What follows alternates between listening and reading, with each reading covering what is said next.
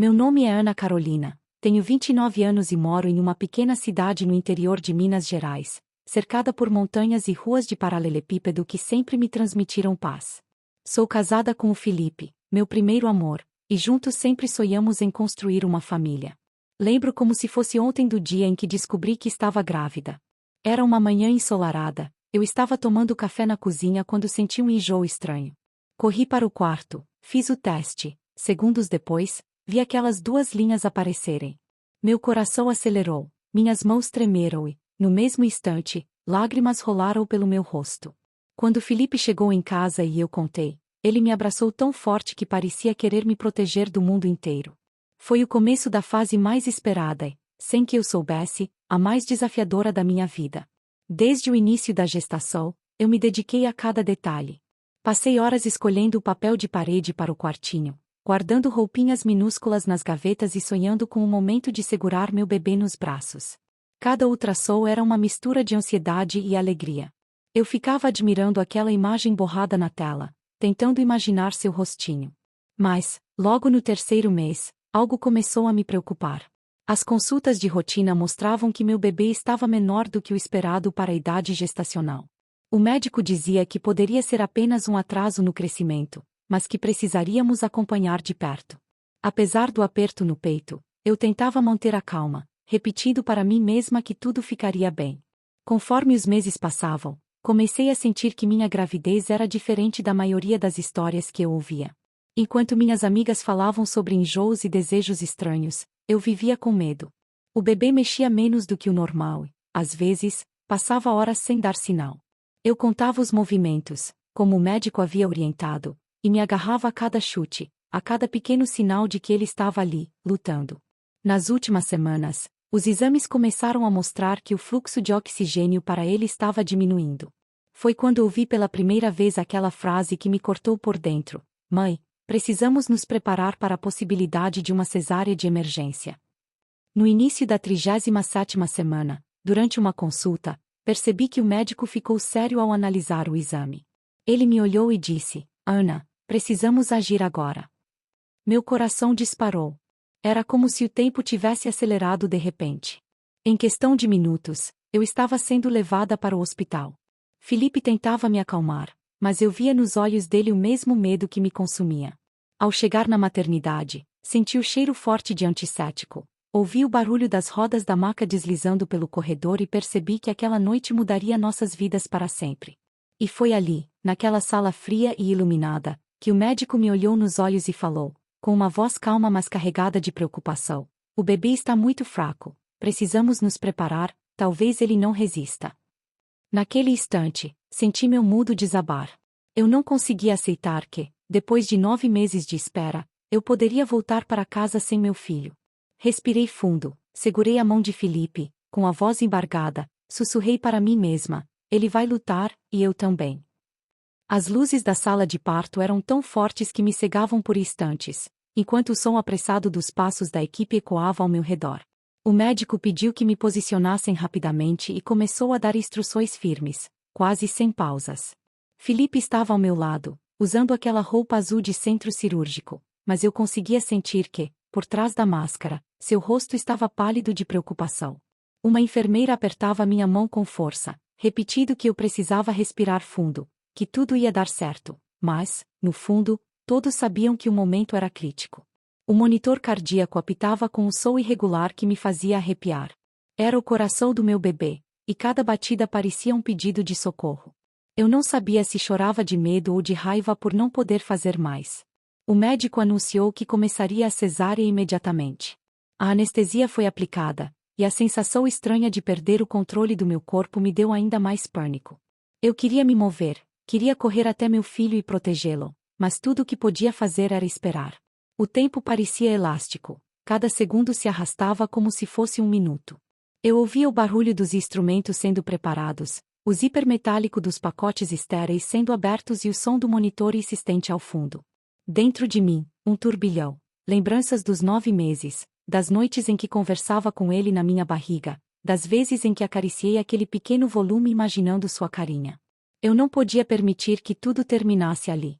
Quando o corte foi feito, senti a pressão, um puxar forte, como se meu corpo inteiro estivesse sendo virado do avesso. O médico falava com a equipe, mas eu não conseguia entender todas as palavras. Apenas ouvi, num tom de urgência: rápido, ele está muito fraco. Meu coração parecia querer saltar do peito. O ar faltava, e meus olhos não desgrudavam do canto da sala onde eu sabia que levariam meu bebê assim que ele nascesse. De repente, senti quando ele foi retirado, mas o silêncio que se seguiu foi insuportável. Não houve choro. Nenhum sol. Era como se o mundo tivesse parado. O médico passou o bebê para a pediatra, que imediatamente o levou para a mesa de reanimação. Eu me esticava para tentar ver, mas o campo cirúrgico e a equipe me impediam. O som que eu ouvia agora eram ordens rápidas e a respiração acelerada das enfermeiras. Oxigênio. Massageamento agora, disse alguém. Meu corpo inteiro tremia. Felipe segurava minha mão, mas eu sentia que ele também queria correr até lá. Minha alma parecia estar fora de mim, flutuando naquele canto da sala junto com meu filho. Cada segundo sem o choro dele era como uma faca afundando mais fundo no meu peito. Foi nesse instante, deitada e vulnerável, que comecei a falar com Deus, não com palavras bonitas, mas com gritos silenciosos dentro da minha mente. Pedi, implorei, negociei. Eu dizia: por favor, não tire ele de mim. Me leve no lugar dele, mas deixa ele viver. As lágrimas escorriam pelo meu rosto, e a enfermeira, percebendo, apenas sussurrou: estamos fazendo tudo, mãe. Mas tudo parecia pouco diante do medo de perder. Eu queria ouvir aquele choro, aquele som que tantas mães descreviam como o mais bonito do mundo. Para mim, naquele momento, seria o som da salvação. E então, no meio daquele silêncio insuportável, ouvi um som fraco, como um gemido. Meu coração deu um salto. Mais alguns segundos e veio, finalmente, o choro. Não era alto nem forte, mas era dele. As lágrimas que antes eram de desespero se tornaram de alívio, e eu senti uma onda de calor invadir meu corpo. Felipe chorava junto, e eu sabia que aquele era o primeiro passo da nossa maior luta, porque o choro tinha vindo, mas o médico se aproximou e disse com voz grave: ele está muito frágil. A luta só está começando. Assim que o médico disse que a luta apenas começava, vi meu filho sendo colocado numa pequena incubadora portátil, cercado por tubos e fios. Ele parecia tão frágil, minúsculo, com a pele avermelhada e as pálpebras cerradas, como se estivesse tentando se proteger do mundo. As enfermeiras se moviam com precisão, cada uma com uma função, enquanto empurravam a incubadora rapidamente para fora da sala. Eu quis gritar, pedir para segui-los, mas meu corpo ainda estava preso à mesa cirúrgica. Felipe, com os olhos marejados, olhou para mim e disse que iria atrás dele. Eu apenas assenti, sentindo uma mistura de alívio e pânico. O som do choro fraco do meu bebê ecoava na minha mente como um lembrete cruel. Ele estava vivo, mas estava longe de estar seguro. Enquanto o médico terminava o procedimento, minha cabeça estava a quilômetros dali. Eu já imaginava as máquinas ao redor dele, os apitos contínuos, as máscaras de oxigênio. No fundo, eu sabia que a UTI neonatal não era apenas um lugar de cuidados, era um campo de batalha, onde cada segundo poderia significar vitória ou derrota. Quando finalmente fui levada para o quarto, ainda com a anestesia me impedindo de mover as pernas, a primeira coisa que perguntei foi: como ele está? A enfermeira suspirou e disse: ele está lutando, mãe, mas precisamos aguardar as próximas horas. As próximas horas soaram como uma eternidade. Pouco depois, Felipe entrou. Seu rosto estava pálido, e os olhos, vermelhos. Ele se aproximou, segurou minha mão e, com a voz embargada, disse: ele é tão pequeno, Ana, mas está lá, respirando com ajuda. Os médicos estão fazendo de tudo. Eu não conseguia decidir se aquilo era bom ou ruim. Respirei fundo e disse para mim mesma que, se ele estava respirando, mesmo com ajuda, havia esperança. E esperança era tudo o que eu precisava para continuar. Felipe me mostrou uma foto que tirou rapidamente com o celular. Na imagem, nosso filho estava com uma touquinha minúscula, cercado de fios, mas eu só conseguia olhar para aquele rostinho e pensar: você é meu guerreiro. As horas seguintes foram uma tortura. Cada vez que alguém abria a porta do quarto, meu coração disparava, com medo de receber uma notícia ruim. Quando finalmente me levaram até a UTI neonatal, eu senti que meu coração ia explodir. O cheiro de álcool e os sons das máquinas eram sufocantes. Caminhei devagar até a incubadora e lá estava ele, tão pequeno que parecia caber nas minhas mãos. Sua respiração era rápida e irregular, e cada movimento do peito parecia um esforço gigantesco. Coloquei minha mão sobre o vidro e sussurrei: "Mamãe tá aqui, meu amor. Você não está sozinho." A médica responsável se aproximou e explicou a gravidade da situação. Ele havia nascido com sofrimento fetal, o que tinha causado falta de oxigênio, e agora precisava de suporte total. "As próximas 48 horas serão decisivas," ela disse. Senti um nó na garganta. Não queria pensar na possibilidade de perdê-lo, mas aquelas palavras ecoavam como uma ameaça constante. Olhei para meu filho. Naquele momento, fiz uma promessa silenciosa. Eu estaria ali todos os dias, todos os segundos, até que ele estivesse nos meus braços, saudável e seguro. Foi assim que começou nossa longa jornada dentro daquela UTI. E eu ainda não sabia que cada dia ali seria uma prova de fé, paciência e amor incondicional. Os dias na UTI neonatal eram como viver em um mundo paralelo, onde o tempo não seguia as mesmas regras. Lá dentro, cada minuto parecia uma eternidade, e cada som das máquinas mexia com meu coração. Eu chegava cedo, antes mesmo do horário de visitas, só para ficar na sala de espera, sentindo que, de alguma forma, minha presença tão próxima poderia ajudar meu filho a lutar. Vestia o avental esterilizado, lavava as mãos com aquele sabão forte e gelado, e só então podia me aproximar da incubadora. Ele estava sempre rodeado de tubos e fios, com sensores grudados na pele delicada, e aquele barulho constante do monitor cardíaco se tornou a trilha sonora dos meus dias. Às vezes, o som acelerava, outras diminuía, e cada alteração me fazia prender a respiração. Havia momentos em que eu sentia que estava desmoronando. Certa manhã, cheguei e encontrei duas enfermeiras mexendo nele com uma agilidade impressionante. O monitor apitava sem parar, e meu coração quase saiu pela boca. Uma delas olhou para mim e disse: "Calma, mãe, ele está reagindo." Mas era impossível ficar calma. Eu queria pegar meu filho no colo e protegê-lo do mundo, mas tudo o que podia fazer era colocar a mão iluvada dentro da abertura da incubadora e deixar que ele sentisse meu toque. Nessas horas, eu falava baixinho para ele: "Mamãe tá aqui, meu amor. Luta mais um pouco, por favor." E parecia que, de alguma forma, ele ouvia, porque logo seus sinais se estabilizavam. Mas também havia dias em que pequenas vitórias nos enchiam de esperança. Uma vez, a médica veio me dizer que ele havia respirado sozinho por alguns segundos sem a ajuda do oxigênio. Pode parecer pouco para quem nunca viveu isso, mas, para mim, foi como ganhar um presente do céu. Eu chorei de alegria, segurei a mão de Felipe e disse: "Viu? Nosso menino é forte." Nós passamos a celebrar cada avanço, por menor que fosse. Um grama ganho, uma respiração mais firme, um olhar mais atento, tudo era motivo para acreditar que ele estava vencendo. Ainda assim, o medo nunca ia embora. No 10º dia, de madrugada, recebemos uma ligação do hospital pedindo para irmos até lá. Meu corpo gelou. O caminho até a maternidade pareceu interminável, e eu rezava a cada segundo. Quando chegamos, a médica explicou que ele havia tido uma queda brusca na saturação e que tiveram que reanimá-lo. Eu não sabia se chorava, se gritava ou se desmoronava no chão. Apenas me sentei ao lado da incubadora e fiquei olhando para ele, com lágrimas silenciosas, repetindo: "Você é mais forte do que imagina, não me deixa, por favor." Foi nessa noite que percebi que não bastava apenas estar ali fisicamente. Eu precisava ser a força dele.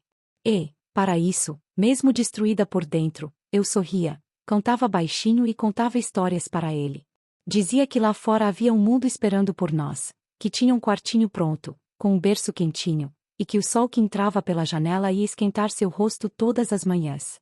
Eu queria que ele sentisse que valia a pena lutar, que cada batida do seu pequeno coração tinha um motivo para continuar. Mas o que eu não sabia era que o momento mais difícil ainda estava por vir, uma madrugada em que eu ouviria dos médicos a frase que me deixaria sem ar e me faria acreditar que eu o perderia para sempre. A madrugada que eu mais temia chegou sem aviso. O telefone tocou às 3 da manhã, e, no mesmo instante, meu coração soube que não era uma ligação qualquer. A voz da enfermeira, firme mas com um peso no tom, disse: "Mãe, venha o mais rápido que puder." Eu e Felipe vestimos qualquer roupa e corremos para o carro. A estrada até o hospital parecia mais longa que nunca, e, a cada segundo, eu imaginava o pior. No caminho, eu rezava, implorava, prometia qualquer coisa, desde que meu filho continuasse vivo. Quando entramos na UTI, vi um cenário que nunca vou esquecer. 4 profissionais em volta da incubadora, todos se movendo com pressa, e o som contínuo de um alarme estridente. O médico olhou para mim com um semblante grave e disse as palavras que me cortaram por dentro: prepare-se, talvez seja a hora de se despedir. Senti minhas pernas falharem. Felipe me segurou, mas eu mal conseguia respirar. Como assim me despedir? Eu ainda não tinha visto meu filho sorrir, ainda não tinha sentido o peso dele nos meus braços sem fios e tubos. Me aproximei da incubadora e vi que ele estava pálido, quase imóvel, com respiração fraca mesmo com todo o suporte.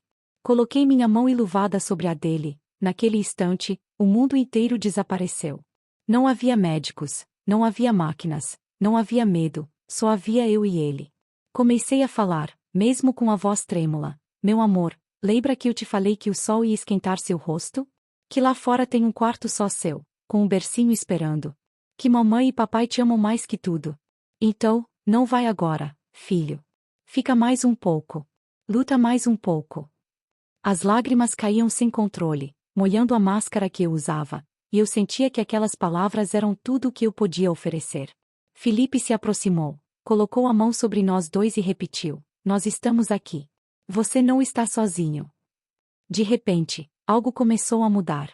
O alarme, que antes era contínuo, passou a soar em intervalos mais longos. O monitor cardíaco mostrou uma melhora mínima, mas suficiente para encher meu coração de esperança. A médica olhou para a equipe e disse: ele está reagindo, continuem. Foram minutos que pareceram horas, até que, finalmente, seu peito começou a se mover de forma mais regular. Ainda fraco, ainda dependente das máquinas, mas vivo. Eu sabia que não era uma vitória definitiva, mas era a prova de que ele não estava pronto para desistir. Nos dias seguintes, cada melhora foi recebida como um milagre. Ele começou a ganhar peso, respirava cada vez mais sem ajuda, e até abriu os olhos para me encarar como se dissesse: eu estou aqui, mamãe. Depois de semanas, chegou o dia em que pude finalmente pegá-lo no colo sem fios atrapalhando. Era como segurar o próprio milagre nos braços. A sensação do seu corpo quente e do seu coração batendo junto ao meu foi a confirmação de que todo o sofrimento tinha valido a pena. Quando saímos do hospital, meses depois, levei comigo não apenas meu filho, mas uma certeza: nunca subestime a força de um coração pequeno que luta com tudo o que tem. Porque naquele dia, mesmo quando todos disseram para eu me despedir, meu filho me provou que algumas batalhas só se vencem quando o amor é maior que o medo.